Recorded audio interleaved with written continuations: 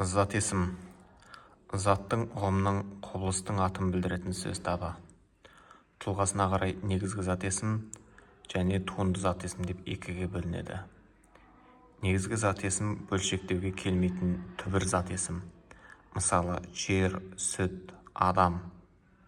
Туынды зат есім түбірге жұрнақ жалғану арқылы жасалынады. Мысалы, достық, балықшы, тазалық, сыпырғыш, қыстау.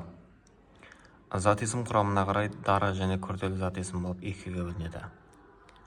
Дара зат есім дегеніміз бір ғана түбірден тұрады. Мысалы, жұлдыз, жолаушы.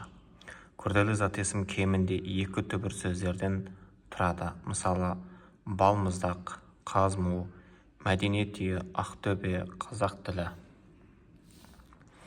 Зат есім жалпылай немесе жекелей атауына қарай жалпы және жалқы есім болып екіге бөлінеді. Жалпы зат есім бірнеше затқа ортақ атаулар. Мысалы, өзен, адам, топ. Жалқы зат есім белгілі бір затқа ғана берілген атаулар. Мысалы, Мәскеу, Мұхтар Әуезов, Азия, Астана. Зат есім мағынасына қарай деректі және дерексіз зат есім болып екіге бөлінеді. Деректі зат есім дегеніміз көзбен көріп, қолмен ұстауға болатын зат атаулары. Мысалы, қағаз, қалам, парта тағы басқа.